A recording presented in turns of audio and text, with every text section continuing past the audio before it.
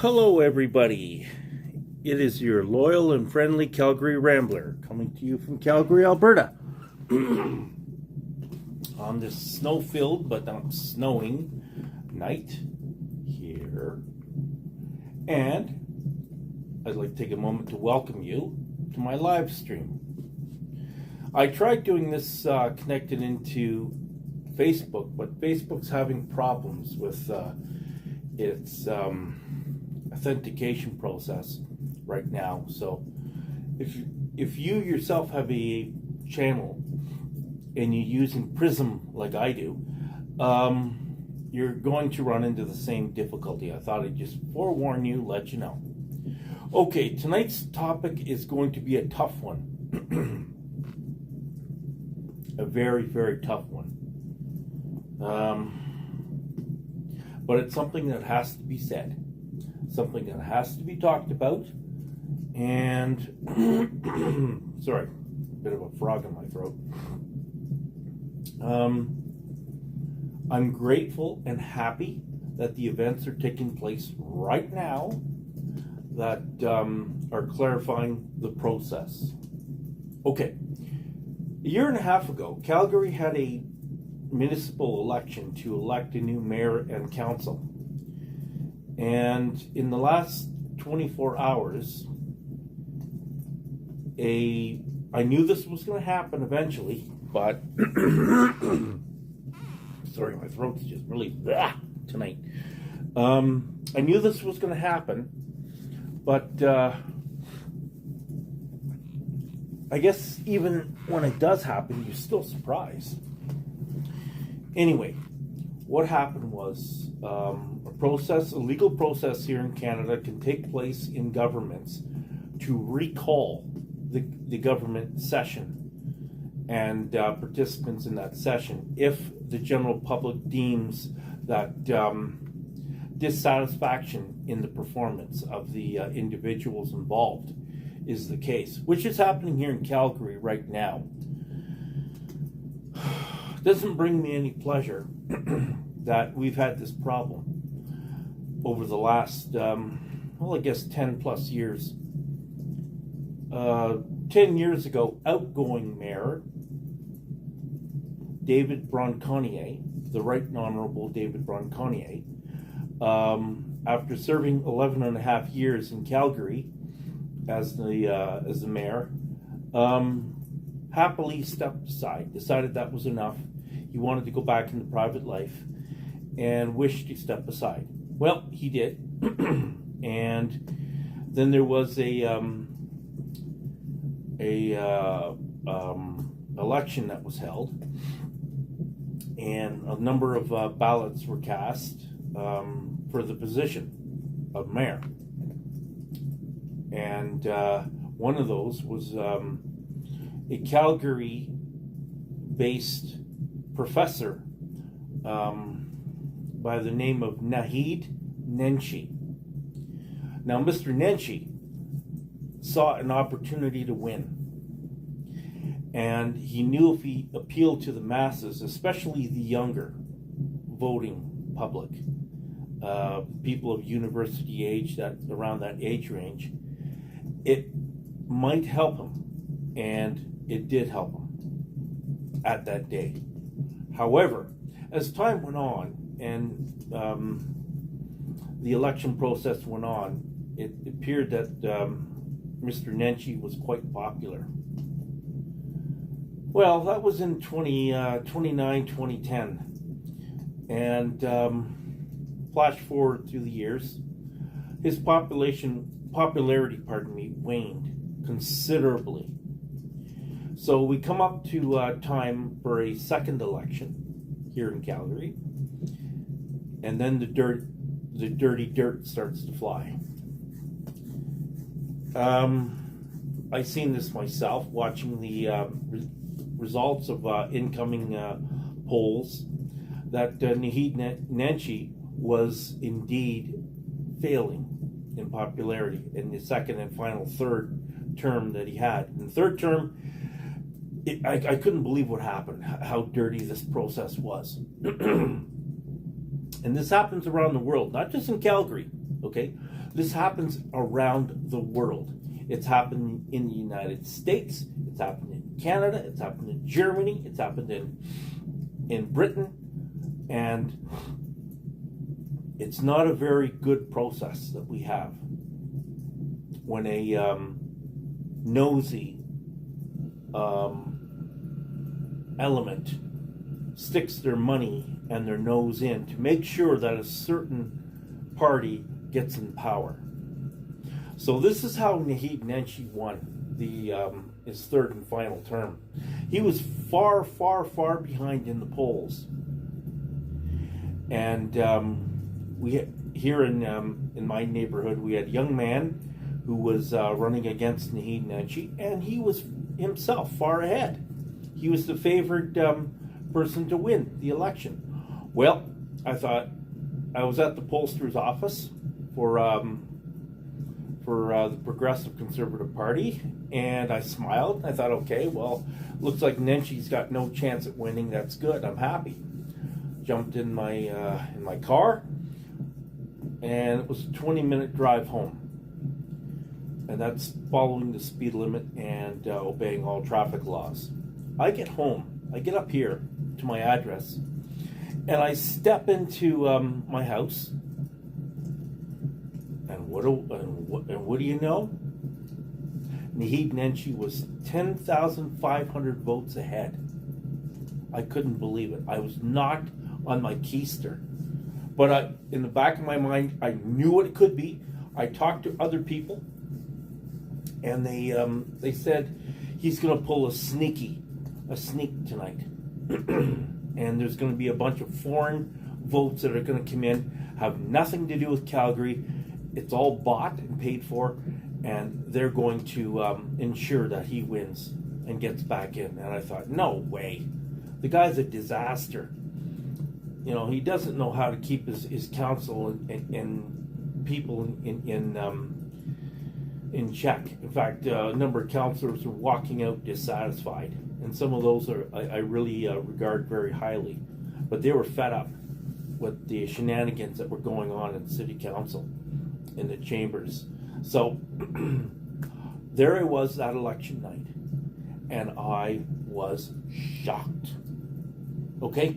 I was absolutely blown away. I couldn't believe that this was happening.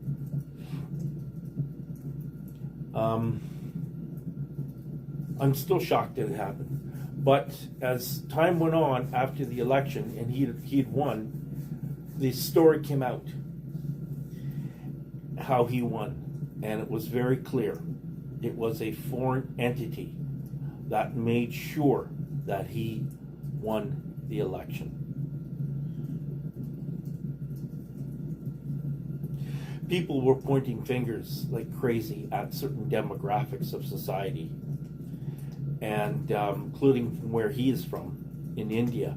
They were saying that people in India were monkeying around with the election results to make sure that Nenshi won. Well, he won anyway, and it became very clear that it was a lot of money that changed hands. So he got in power, okay? Naheed Nenshi got in power, and it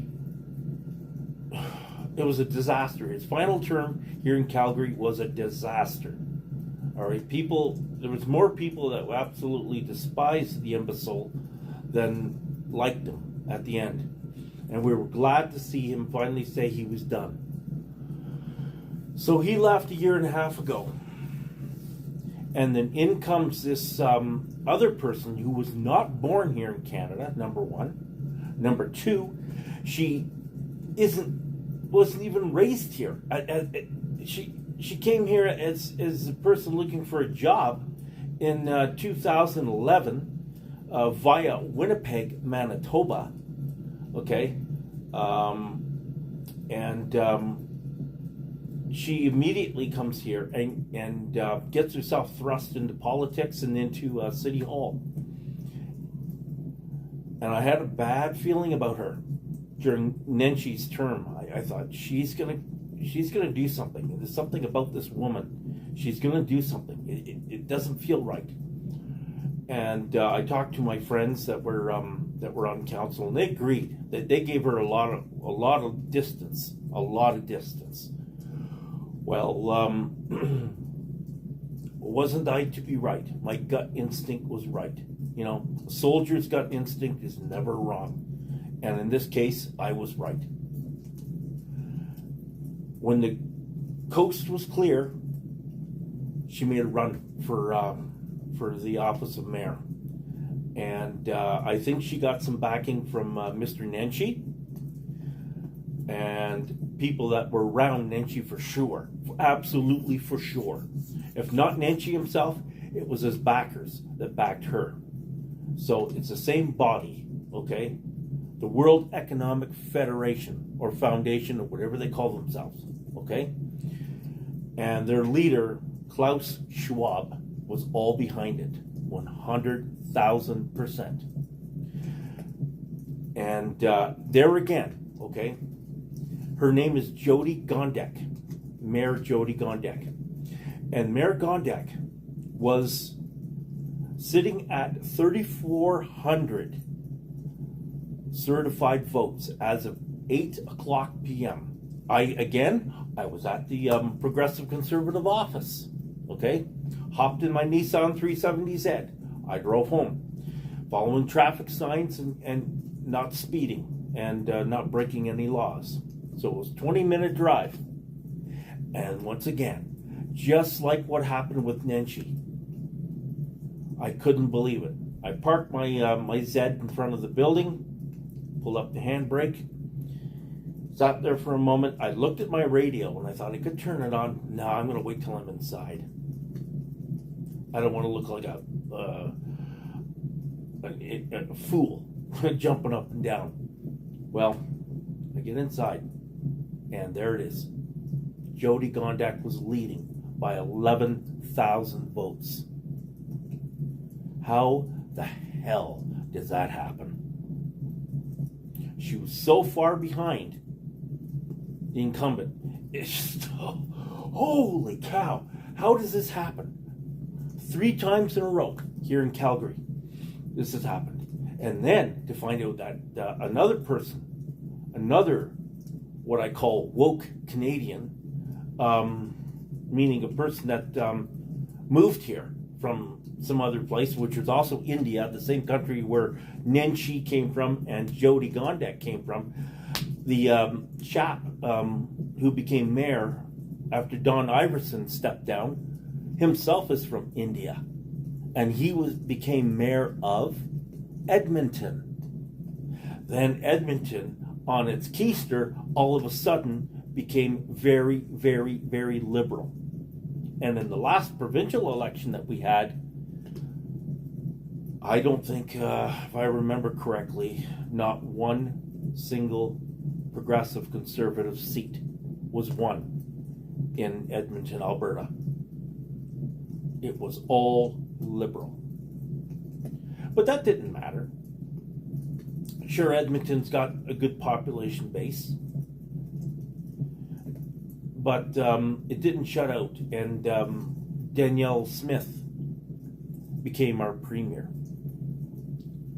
Well, Danielle Smith and Jody Gondek have remained opposite adversaries during the entire time that Smith has been in power. It's been a very icy relationship between the two women. It hasn't been good. I support Danielle Smith. Yes, I'm aware that Danielle crossed the floor. Okay, I'm aware she did that. And have I ever crossed the floor? No, I have not. From the time I was 18 till now, till the time I breathe my last breath on this planet, I will be a staunch progressive conservative. I am a Tory. And for a period of time while I was working in the oil patch, I paid my dues to the Progressive Conservative Party. And there was a time where they did offer me a position. However, I was skunked in getting the coveted position in Ottawa to a, well, this makes me growl, but the person is a staunch liberal and attended Harvard and a couple of Ivy League schools in the United States, I might add, before swooping in, wiping my position that I was gunning for, and taking a spot in the back benches with the Liberal Party, thanks to Justin Trudeau. So anyway, that's neither here nor there. But tonight's topic is the fact that in the last 24 hours, push has come to shove, and karma's finally being dropped in the face of Liberal Jody Gondek. And there is now an official recall that's been announced. It's been bought, paid for, and there's been a lot of votes that came in. I scanned my email. For some reason, I didn't get a notification about a vote to do this. Up and coming. I probably will in the next 24 hours, and yes, I will participate. I assure you this.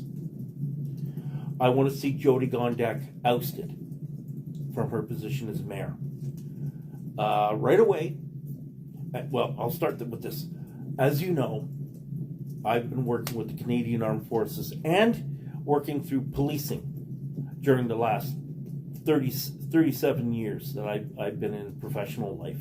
Okay, I started with the Armed Forces, and then I worked my way into private investigations and a peace officer position, and I worked with Peel Regional Police, Kingston Police, Belleville Police, OPP, and made my way out here to Calgary Police, and then bounced off Calgary and went into the Alberta Sheriffs, where I officially retired from. And I'll tell you this. Never was I more red-faced angry than when Jody Gondek won the position. Because the first thing she did was cut funding to Calgary Police. Second thing, tragically, we lost a sergeant in the line of duty. And not one single Liberal MP, MPP, or whatever, backbencher even, offered a word of condolence at the loss of our beloved sergeant. And I was so angry that week. I never forgot it. I went to the funeral.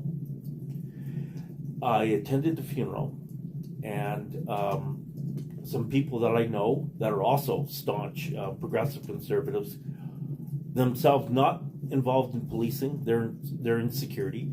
They assisted with the escort, which was a beautiful honor.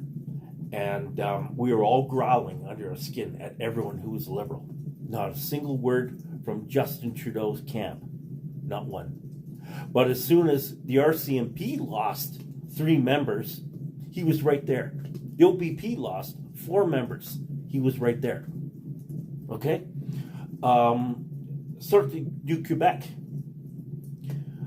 They lost in the last several years, well, I shouldn't say several, the last 3 years, they've lost about 5 members in the Sortie du Quebec. And he was there for every single one of them. In fact, he attended a number of the funerals. So,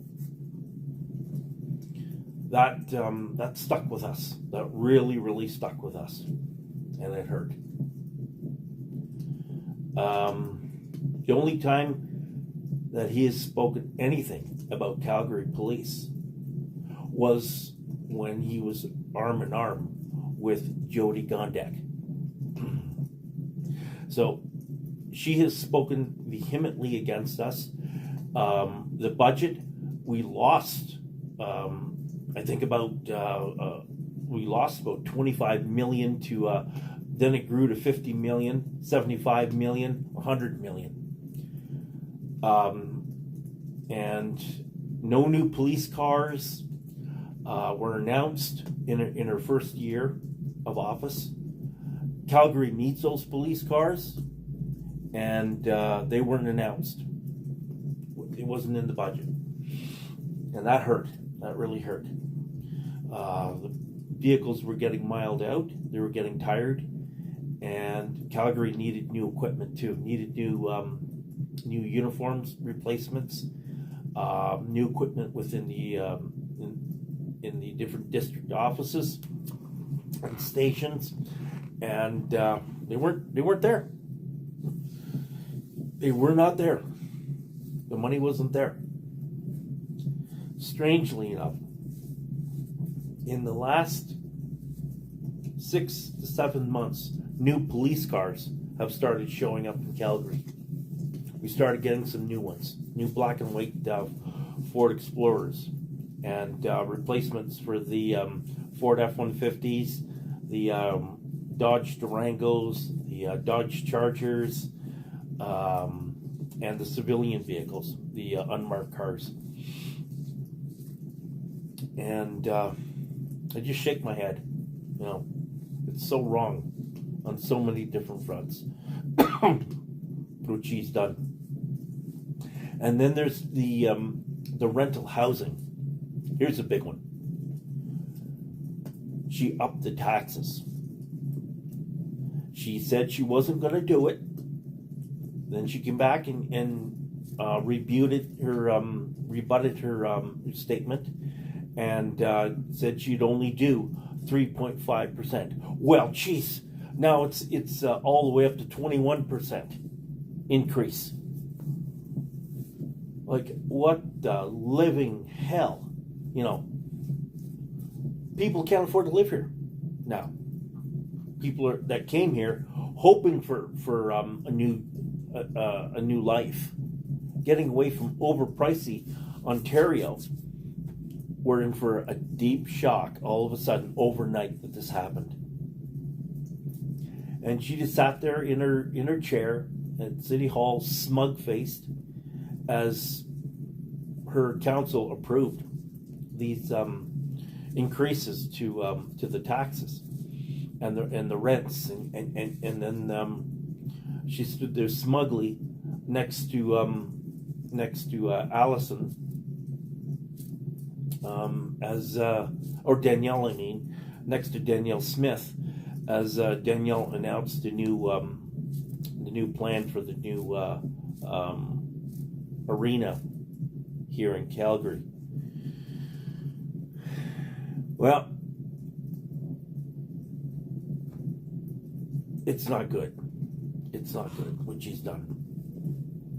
She's allowed foreign nationals to come into Calgary, invest in the residential real estate to jack up the cost of rents. Next door to where I live here is a couple of residential towers, and between the two of them, they've got about 680 units, and I'm just going to come out and tell you, the rent in those buildings it's over $2,000 for a 1-bedroom. It makes me sick. You know, I don't know how those people can afford to live in there. But she allowed it to happen. Foreign nationals come in and buy up all the residential real estate that they want. She didn't care. And then they could do whatever the hell they wanted as far as what they charge. So they come in, they do lipstick and mascara, and then skyrocket the rents. The rents went up $1,000 a month in some cases here in Calgary. That was on the news. And she just very smugly, like she doesn't care. Another aspect here, we have a serious problem with homelessness here in Calgary. And she doesn't care. She could care less. You know, these are people. Homeless, yes, they are challenged. Absolutely, yes. There are a lot of issues to them. But she doesn't care. Her answer is, oh, they're homeless, so send them to the Calgary Drop-In, or send them to Alpha House, or send them to the Mustard Seed Shelter. She doesn't give a damn about homelessness. She'll stand in front of the cameras and say one thing, and meanwhile, she's doing the complete opposite. And she has not helped them at all. My heartstrings moans go to these people that work there. what they were promised, they didn't get at all. And, you know, where do I see a bigger problem showing this? Ontario, Ottawa, and Toronto. New arrivals coming into Toronto and Ottawa from other countries are immediately homeless. They live in boxes on the street. Okay? In tents and boxes on the street. We're supposed to be Canada the free. We're not. Hell no. Hell no. We've lost all that ground. And just in the last 48, there's talks about our Prime Minister, and he's so damn woke that he supported a Nazi getting a standing ovation. You know, this greedy Prime Minister has stood on the podium in Ottawa, and he, God damn,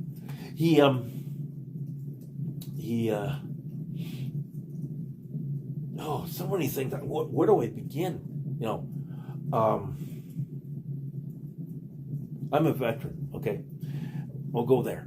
And his position with the veterans when we asked for help was, "You're asking for more than I can give."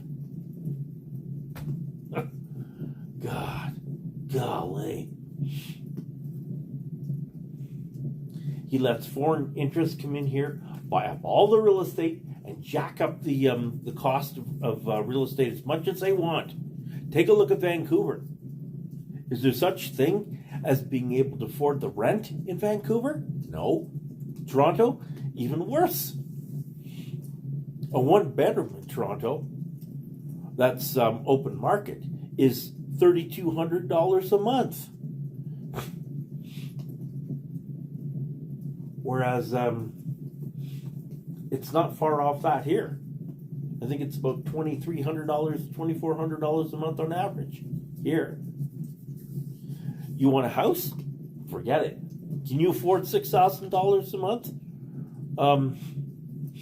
Mortgage payment for a 4-bedroom house with a attached garage? Most people I know cannot. Even the guys in the oil patch can't. It's got them nervous.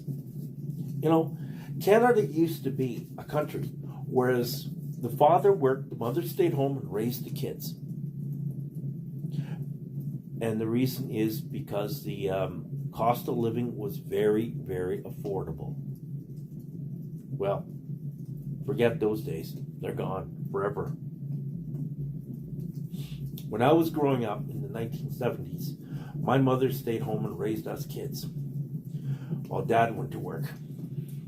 Dad's income was way more than enough.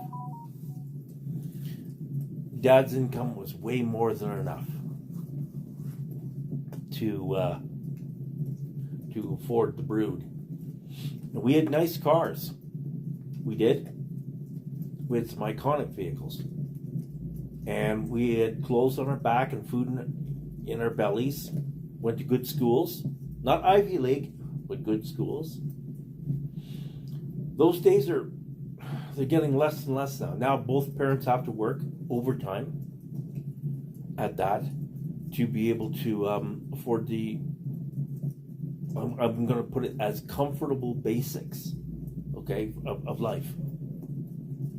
And it breaks my heart seeing this right across the country from coast to coast. It's like this. When I started this channel, one of the things I talked about in a live was how I wanted to buy property in the Maritimes.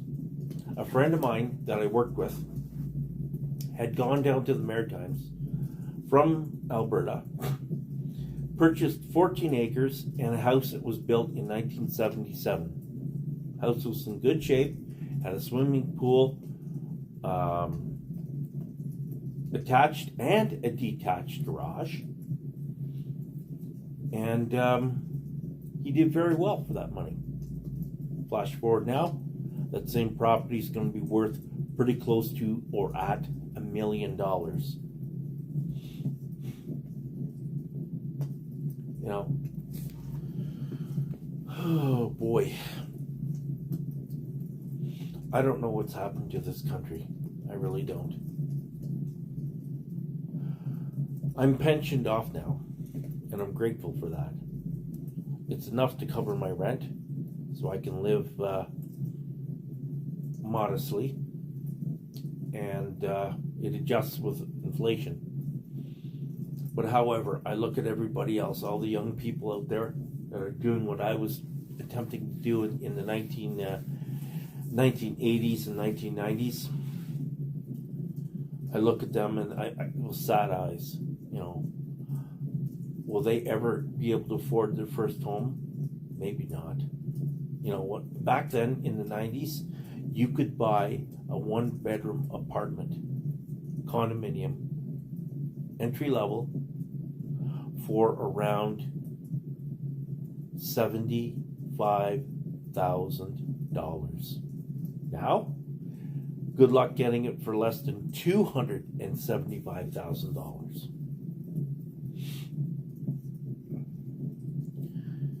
It makes no sense to me. A motor vehicle, right? The last bastion of affordability for a car went out when Stellantis, German company, okay, out of actually Germany, Holland, okay, they purchased up Fiat, they bought Alfa Romeo, and when they bought Fiat, they immediately lurched and grabbed Dodge. Well, as soon as they got it, as soon as they took over possession, I should say, they went for the pricing categories of the products. Example, in 2019, a brand new Dodge Ram could be had for $36,000, equipped with 22-inch wheels, 5.7-liter Hemi engine, all-wheel drive,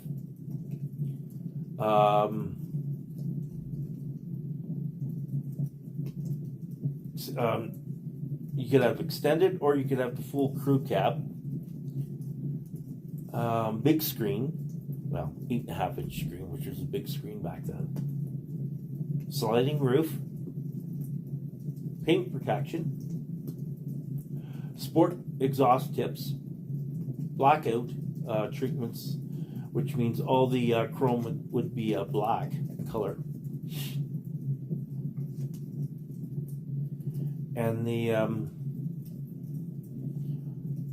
extendable Chrysler warranty. All that for between $32,000 to $36,000. Well,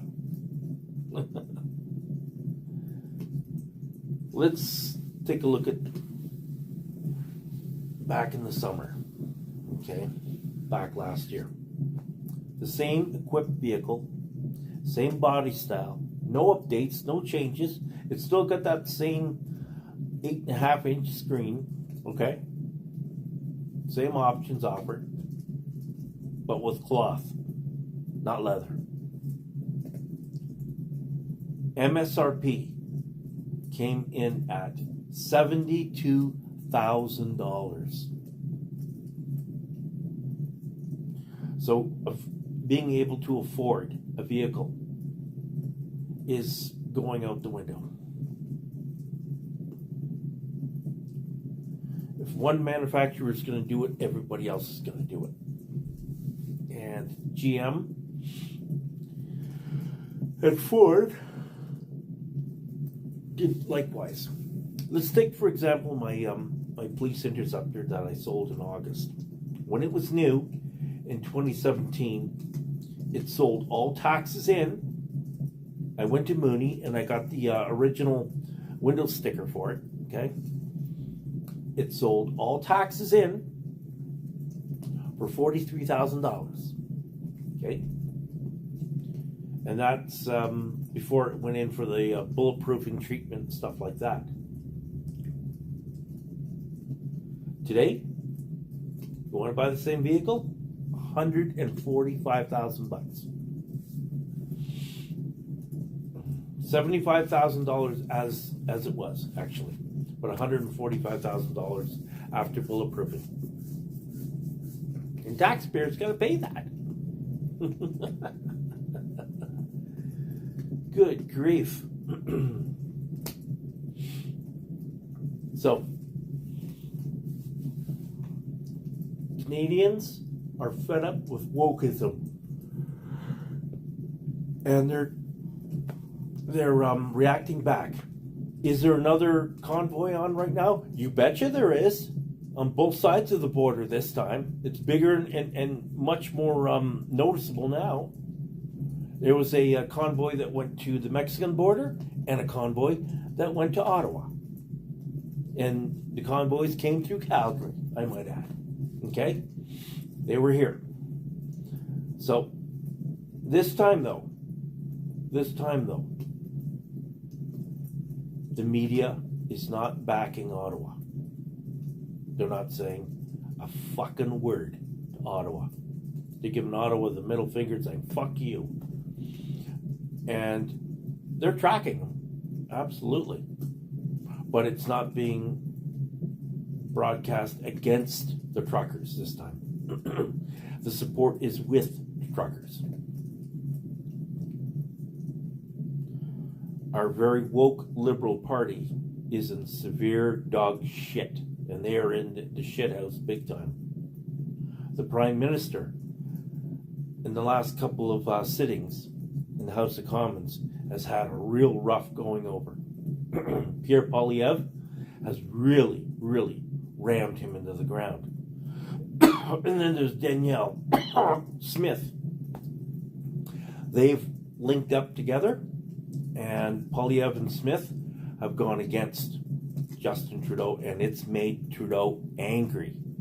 He hates it.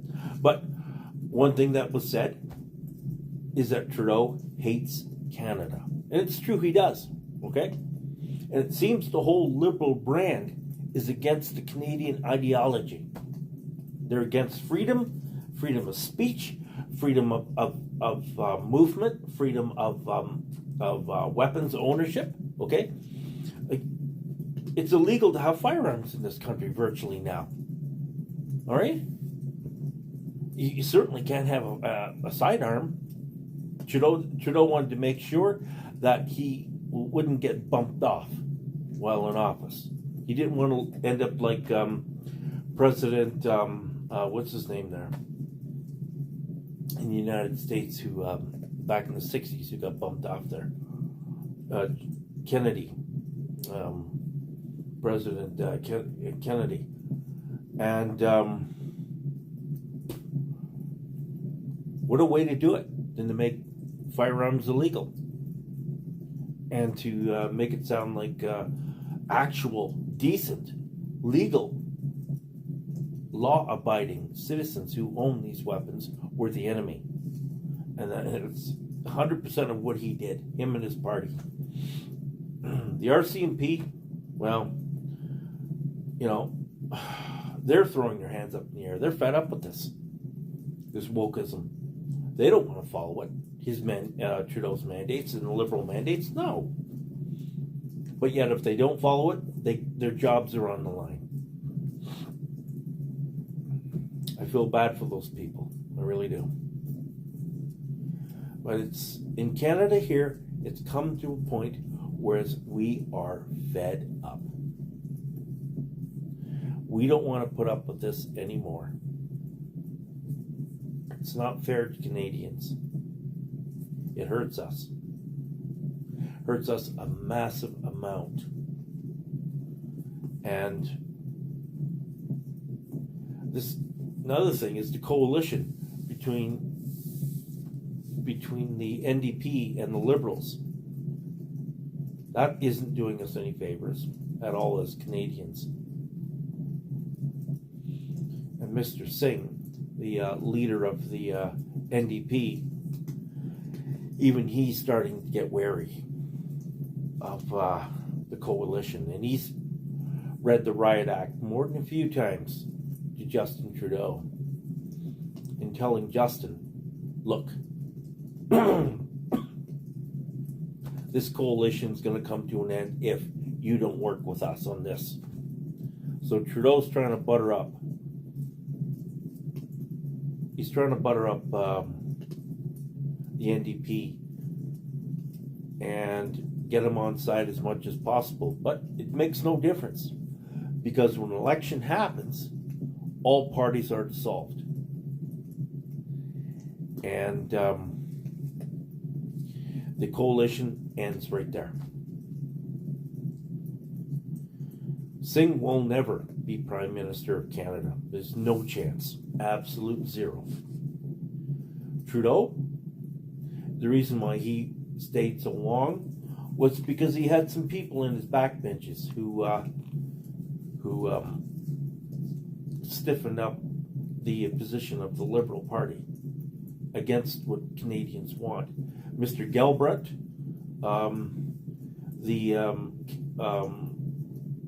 I guess you could say he's a convict, because he is. He did jail time over being involved with the protests for something or other with the forestation in Quebec.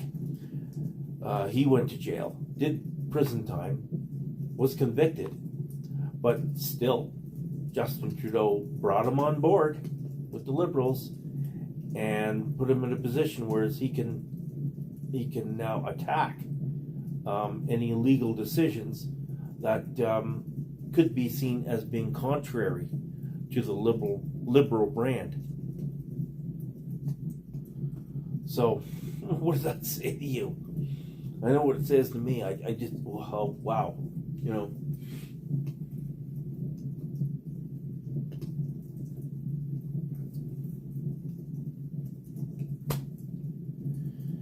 Canada has been destroyed from what it was. When Stephen Harper left, we were a great nation. We were #1 country in the world. Everybody wanted to come to Canada. Everybody. I remember going into Facebook pages showing support to come to Canada with a new life. And there were people coming from all walks of life.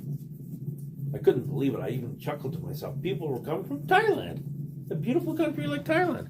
Yeah, okay, Thailand's got its issues too, but it's a gorgeous country. And they were coming here. Came here to work. They knew it was a cold place to be, but they still came. Now? No way. Not a chance. I watched it on a friend of mine's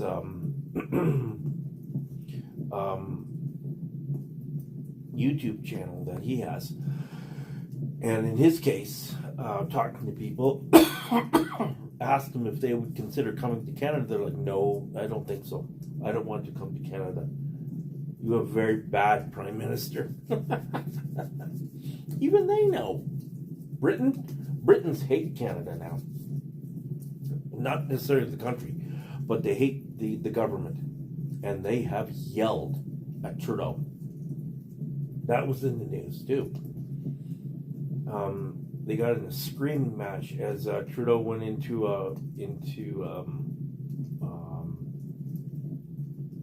I forget the name of the hall. It's a popular place where they go, anyways. And it was around the time that Queen Elizabeth passed away. Trudeau went overseas, and these people were just screaming at him. He got no respect at all, not one nickel worth. He was hated. And yeah, he still put on that smug grin of his, waves to the people as he goes inside. I just, oh my God, you know.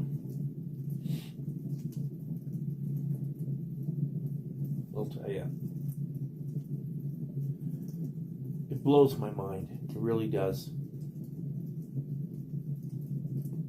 Cost of gasoline gone through the roof. Why? Because Trudeau is following the WEF plan to eliminate fossil fuels. It's not going to happen. I'll tell you that right now. It's not going to happen. There's no chance of that happening. Fossil fuels are not going to end. Trudeau's coming to an end in the next year by 2025. He's so arrogant that even his wife left him. She walked out on him, and they're divorced now. You know, she got fed up with his bullshit. She saw through his fake moniker. It's just, God, golly, you know, I can't believe it.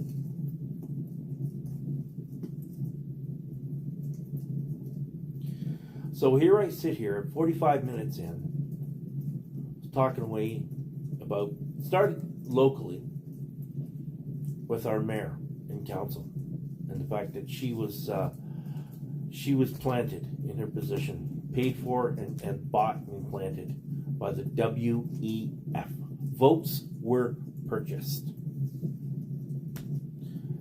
Same thing with the Prime Minister. Votes were purchased. The WEF from overseas, okay?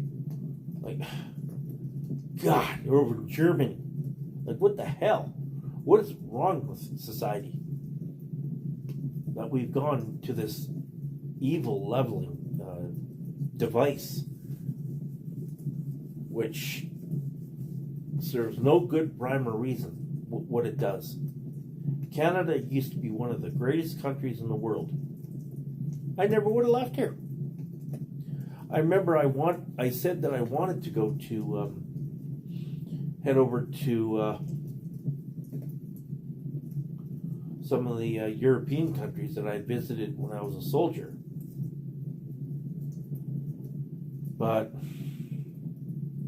the WEF now has tainted those countries too. And I throw my hands up. Unbelievable. Their wokeism over there. They're trying to do it here, and it seems to be succeeding at the moment.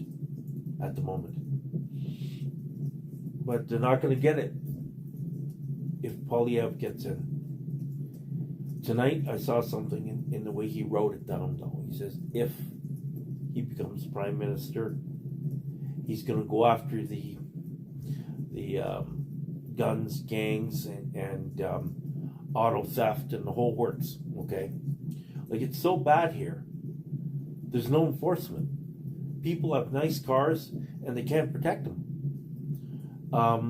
These groups of bandits go out at night and they steal cars, put the cars in containers and ship them over to Africa. Oh God, or they go to Saudi Arabia or wherever, you know.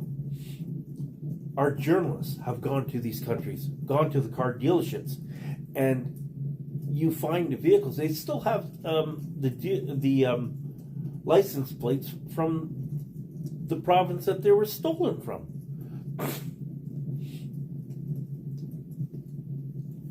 You know, you go inside the glove boxes, and there's the ownership to the vehicle with the owner's name on it that it was stolen from. Like, it makes me sick to my stomach knowing I can't have a nice Acura.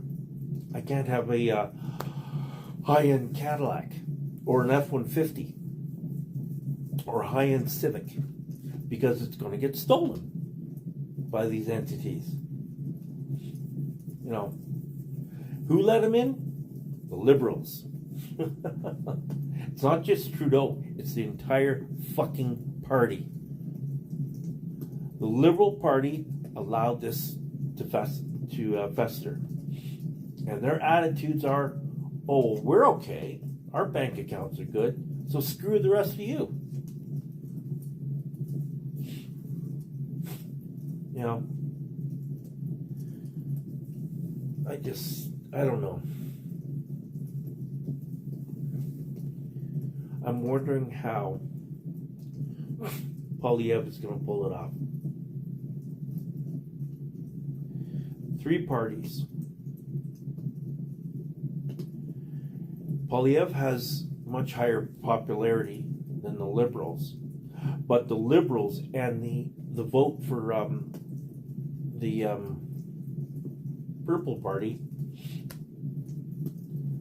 are combined, or the Orange Party, pardon me, are combined. Okay? Like, I can't see it. I really can't. I hope the best for Pierre. I really do. But at this point in time, realistically, unless those people for the Orange Party jump over to the PCs, no, I don't see it. So, that's my rant for tonight. I had to let it out. I'm very, very pleased that there is some democracy still here. And the mayor is being recalled. Mayor and council are being recalled. Her for sure. Calgarians want her gone. And that's first time in voting history in Calgary where a mayor has been recalled. But it's been talked about in the last number of months. It's been in the media. And in fact, all the way from her win, it's been talked about.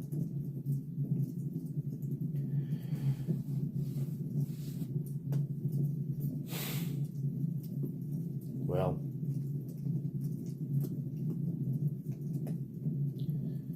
I wish her well. That's all I can say. I wish the lady well. And on that note, I'm going to wrap this up. But I'm going to try to come back on later if Facebook gets its acting gear. Okay. You have an awesome, awesome night. And remember to be kind always. Do one thing kind to a stranger every day. Okay. Godspeed and take care. Have a good night.